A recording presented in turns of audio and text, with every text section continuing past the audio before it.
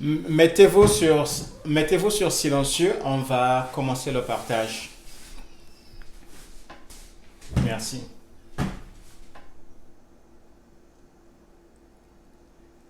Le CV1 est aussi connecté.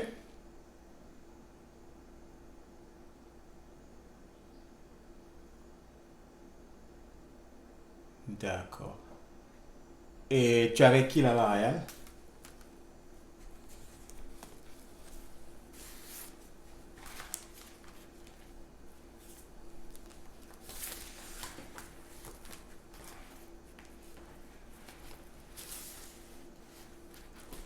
D'accord.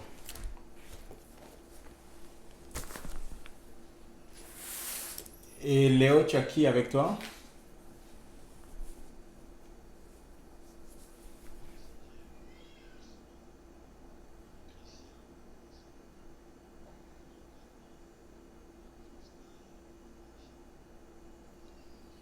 D'accord. Mettez-vous mettez-vous sur silencieux. On va commencer le partage. Les enfants pleurent, c'est pas grave. Ça fait partie de la vie. Ils vont participer aussi. C'est pas grave. Pour que vous puissiez entendre. Est-ce que vous m'entendez bien? Le son, ça va?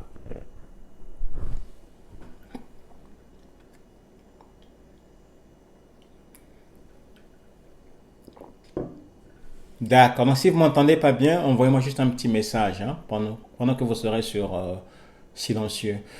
Voilà. Aujourd'hui, on va partager sur la mort.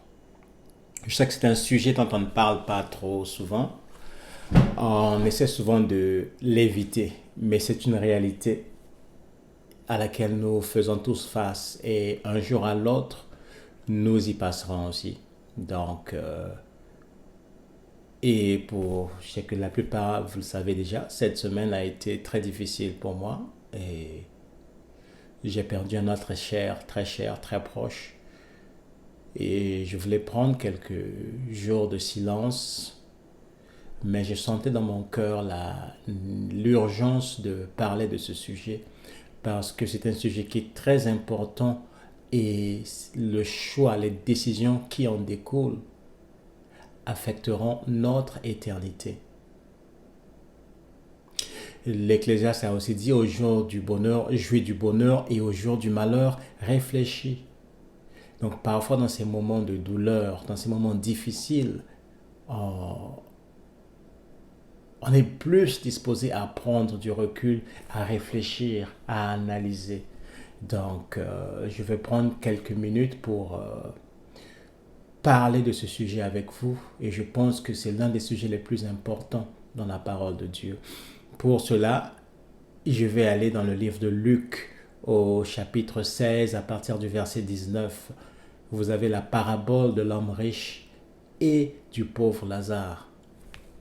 C'est une parabole qui vient de Jésus lui-même. Ici, c'est Jésus qui a donné cette parabole. Et je vais lire donc à partir du verset 19, ça dit ceci. Il y avait un homme riche qui était vêtu de pourpre et de fin lin, et qui chaque jour menait joyeuse et brillante vie. Rien que par son habillement, on pouvait déjà savoir son statut. C'était quelqu'un qui avait des moyens. Un pauvre couvert d'ulcères du nom de Lazare était couché à son portail. Il aurait désiré se rassasier de ce qui tombait de la table du riche. Même les chiens venaient lécher ses ulcères. Le pauvre mourut et fut monté par les anges dans le sein d'Abraham, donc au paradis. Hein. Le riche aussi mourut et fut enseveli. Dans le séjour des morts, il leva les yeux, donc on parle du pauvre, du riche, il leva les yeux et en proie au tourment, il vit de loin Abraham et Lazare dans son sein, donc au paradis, le sein d'Abraham. Il veut dire par là qu'il a vu Abraham et aussi le Lazare, donc au paradis. Alors le riche s'écria, Père Abraham, aie pitié de moi et envoie Lazare pour qu'il trempe le bout de son doigt dans l'eau et me rafraîchisse la langue, car je souffre dans cette flamme. Abraham répondit, Mon enfant, souviens-toi que tu as reçu tes biens pendant ta vie, et que de même Lazare a eu les maux. Maintenant, il est ici, consolé, et toi tu souffres. En plus de tout cela, entre nous et vous se trouve un grand abîme, afin que ceux qui voudraient passer d'ici vers vous ne puissent le faire, et qu'on ne parvienne pas non plus de là vers nous. Le riche dit, je te demande donc, Père, d'envoyer Lazare dans la maison de mon Père, car j'ai 5 frères, qu'il leur apporte son témoignage, afin qu'ils ne viennent pas aussi dans ce lieu de tourment.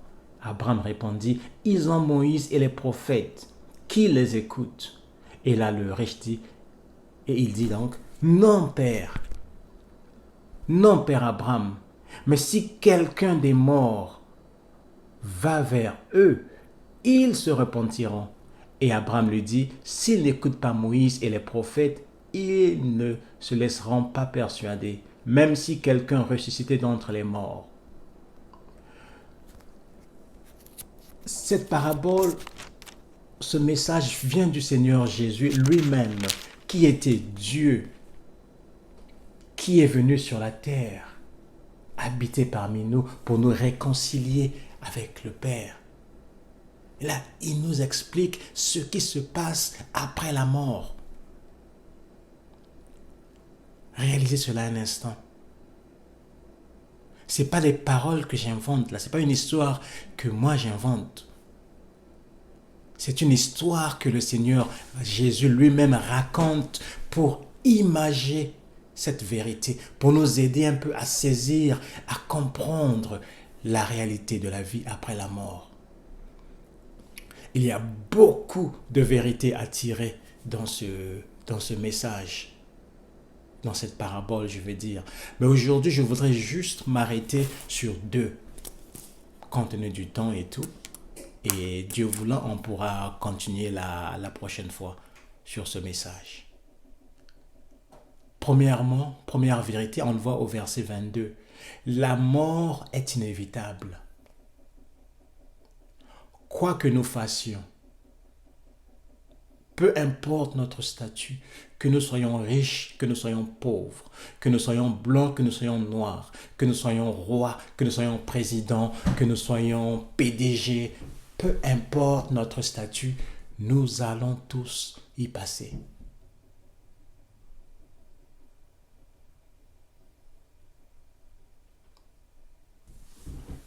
Il y a déjà un temps qui est scellé pour nous. Hébreux 9, 27 dit qu'il est réservé à l'homme de vivre de mourir une fois. Après vient le jugement. Moïse, dans le psaume 90, au verset 12, a même dit, Seigneur, enseigne-nous à compter nos jours, afin que nous puissions conduire nos cœurs avec sagesse. Quand tu réalises que tu es ici pour un temps seulement, et ce temps est très court, alors tu commences à réfléchir, tu commences à faire attention à ce que tu fais. Tu ne mènes plus ta vie, tu ne vis plus ta vie comme bon te semble. La mort est réelle. En d'autres termes, nous allons tous un jour quitter cette terre.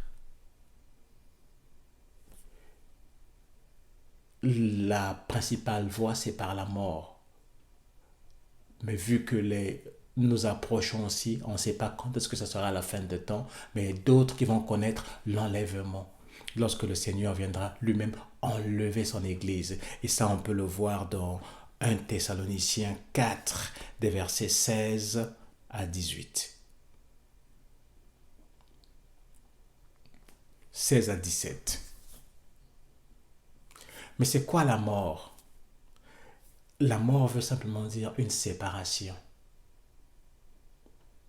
Et on a 3 types de morts dans la parole de Dieu. La première mort, on le voit dans Genèse 3, lorsqu'il y a eu séparation entre Adam et Ève et leur Dieu.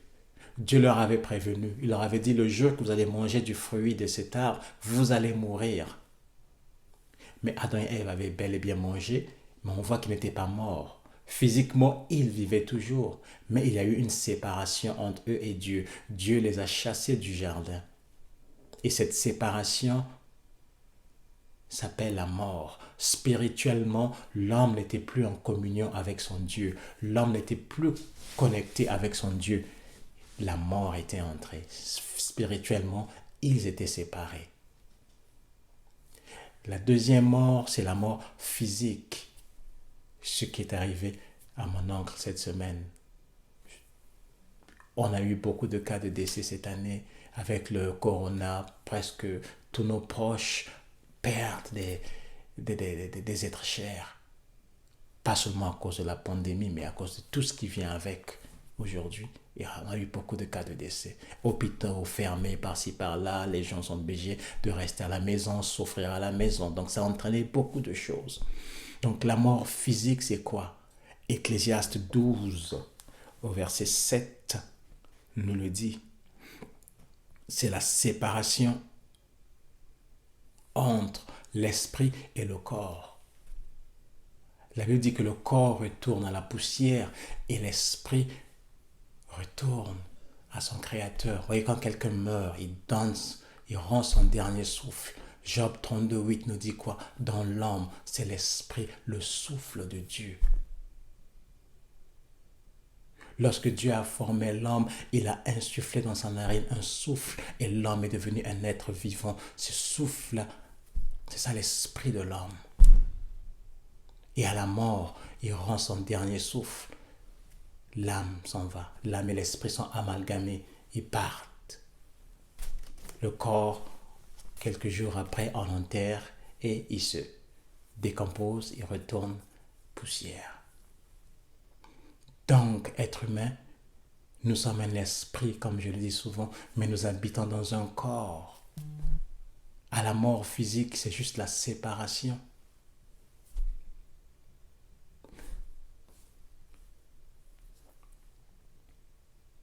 Donc, quand on comprend ces choses, ça nous permet de réfléchir à nos actions.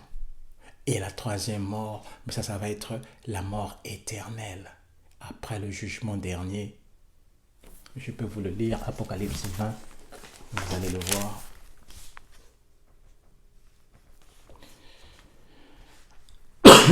Les versets 14 à 15, ça dit ceci. La mort et le séjour des morts furent jetés dans les temps de feu. C'est la seconde mort. Quiconque ne fut pas trouvé inscrit dans le livre de vie fut jeté dans les temps de feu.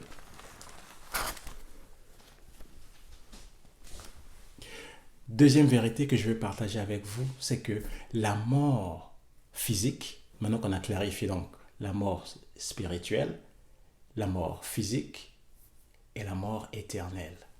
Donc, à la mort physique n'est qu'une transition vers l'éternité. Je quitte ce monde, mais je m'en vais vers l'éternité. Et il n'y a que deux options à l'éternité. La première option, c'est comme on a vu avec le pauvre qui est allé dans le sein d'Abraham, donc qui est allé au paradis, et l'autre est allé dans un lieu de tourment, dans le séjour des morts. Le séjour des morts, c'est là où tous ceux qui n'ont pas accepté Jésus, tous les pécheurs, vont dans un endroit de tourment, en attendant le jugement dernier. Et après le jugement dernier, ils seront jetés en enfer avec le diable, Satan. C'est un endroit que Dieu a préparé pour Satan et ses anges qui se sont rebellés contre lui. Mais les hommes qui choisissent d'aller là-bas, Dieu ne veut pas que les âmes aillent, que les vivants, que les êtres humains aillent là-bas. Mais il nous a donné le libre choix. Nous avons une décision à prendre. Et c'est la décision la plus importante de notre vie, où nous allons passer l'éternité. C'est pourquoi Jésus a dit, je suis le chemin, je suis la vérité, je suis la vie. Nul ne peut aller au Père qu'en passant par moi. Si tu acceptes Jésus dans ton cœur comme ton Seigneur et Sauveur, tu vivras. Jean 5, 24. Quiconque croit en moi ne mourra pas, mais il est passé de la mort spirituelle à la vie éternelle. C'est la décision la plus importante que nous puissions prendre dans notre vie. Mais ici, on voit que le verset, ce passage nous montre que, je veux dire, cette parabole nous montre, vient contredire 4 croyances très populaires. Je sais qu'il y a plus, mais je vais juste m'arrêter sur 4. La première, c'est quoi? La réincarnation. Quand on meurt, on revient sur la terre sous une autre forme. On peut revenir comme un chien, dépendamment de la manière dont on s'était comporté la première fois. Et le prince Philippe, non, le prince Charles d'Angleterre a dit qu'il aimerait revenir comme un virus, afin d'infecter, afin de tuer un certain nombre, un grand nombre de personnes, a-t-il dit. Vous imaginez où est son cœur? Pouvez-vous imaginer la méchanceté qu'il y a dans son cœur pour avoir une telle pensée? Mais par là aussi, le Seigneur nous montre que le purgatoire n'existe pas. Il n'y a pas de deuxième chance. Comme l'apôtre Paul a confirmé en Hébreux 9 au verset 27. Il est réservé à l'homme de mourir une seule fois. Après vient le jugement. Il n'y a pas de deuxième chance pour te rattraper. On peut faire une messe, on peut dire des choses sur toi, on peut prier que ton âme repose en paix. Mais c'est fini. Dès que tu rends l'âme, dès que tu es parti, c'est fini, c'est fini. Il n'y a plus de deuxième chance. Ça vient aussi contredire la croyance selon laquelle après la mort, il n'y a plus rien, c'est fini. Tu disparais dans la nature, c'est fini. C'est faux. Le Seigneur Jésus lui-même nous le montre ici, là. Quand on meurt physiquement, on ne fait que transitionner vers l'éternité, soit avec lui au paradis, ou soit dans le séjour des morts, dans le lieu de tourment, en attendant le jugement dernier et d'être jeté en enfer. Comme le riche Lazare. Comme le riche, pardon. Et l'autre théorie que ça contredit aussi, c'est la théorie des martyrs. Vous voyez nos frères, nos amis musulmans qui meurent en martyrs parce qu'on leur a promis le paradis. On leur a dit que quand tu meurs en martyr, il y a 70 vierges qui t'attendent au paradis. Le Seigneur Jésus ne mentionne pas ça ici. Ça n'existe pas, c'est un mensonge. Notre destination finale est déterminée par le choix que nous faisons ici sur la terre, par la décision que nous pouvons prendre d'accepter Jésus comme notre Seigneur et Sauveur. Celui qui a Jésus a la vie, mais celui qui n'a pas Jésus sera perdu pour l'éternité. C'est pourquoi malgré la douleur qui me ronge en ce moment, le Saint-Esprit m'a donné le courage de partager ce message parce que c'est important, c'est capital.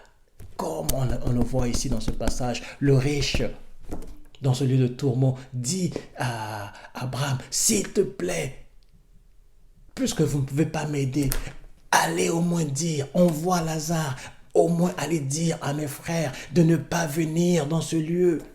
En d'autres termes, demande à mes frères de se convertir, d'arrêter la vie qu'ils mènent, de venir à toi, de te chercher. Voilà le message du riche. Mais il n'est pas allé dans ce lieu de tourment à cause de son statut. Non. Il y a des riches qui vont hériter le royaume de Dieu, tout comme des pauvres qui iront aussi en enfer. Ça n'a rien à voir avec notre statut. Ça a à voir avec la décision, le choix que nous faisons d'accepter Jésus ou de le rejeter. Je sais que c'est difficile à croire, mais il a dit lui-même, je suis le chemin, je suis la vérité et je suis la vie. Il n'y a qu'un seul médiateur entre Dieu et les hommes. L'apôtre Paul nous l'a dit, c'est Jésus. Les temps sont mauvais, l'heure est très avancée. On voit comment les signes de la fin s'accélèrent. Le retour du Seigneur Jésus est imminent. Frères, sœurs, réveillons-nous, annonçons la parole.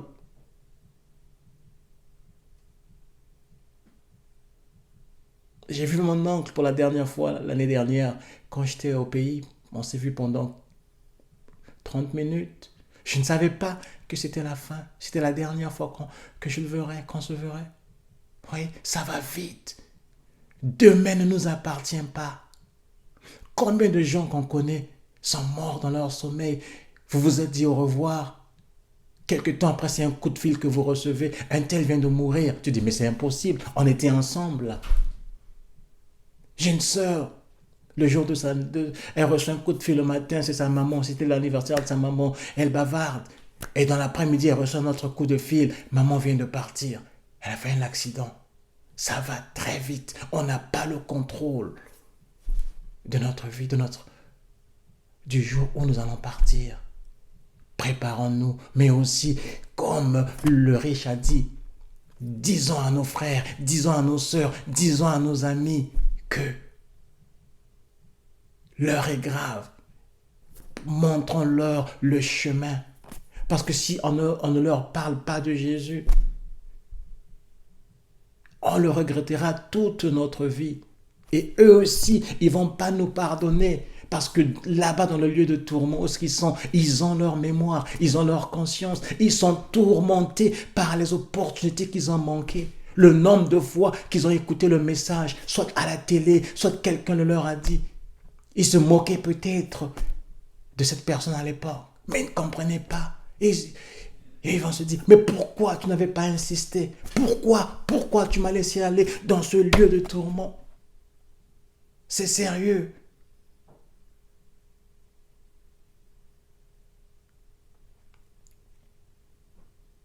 Jésus est le chemin. Jésus est notre seule solution.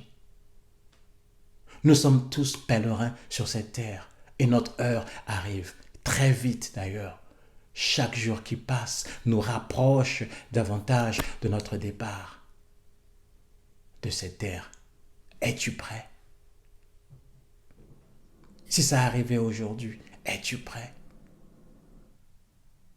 Saisis ces dernières années, ces dernières heures qui te restent pour parler de Jésus, annoncer la bonne nouvelle, avertir tes frères, avertir tes sœurs, avertir tes amis des dangers qui leur guettent. Parce qu'une fois qu'ils vont quitter cette terre, c'est trop tard. Vous pourrez envoyer des messages sur Facebook que ton âme repose en paix. Il n'y a plus de paix si tu n'as pas Jésus. Il n'y aura pas de paix. On pourra dire une messe, demander une messe pour toi. Ça ne va rien changer. Ce sera la fin.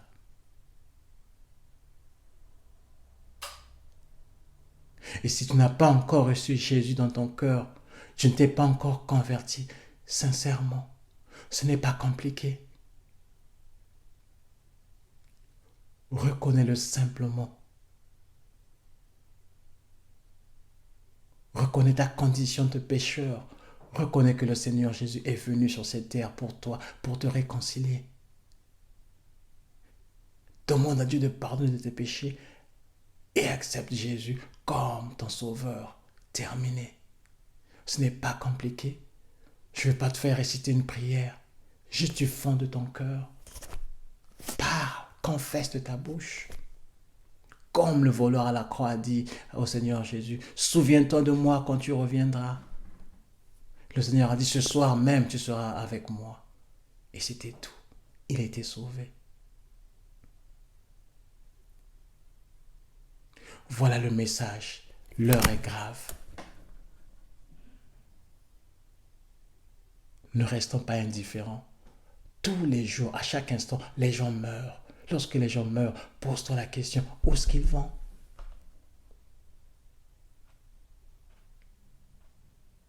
c'est compliqué. Mais Jésus est la solution. Jésus est le chemin, la vérité et la vie. Quiconque croit en lui ne mourra pas, mais il est passé de la mort à la vie éternelle. Voilà le message que j'avais aujourd'hui.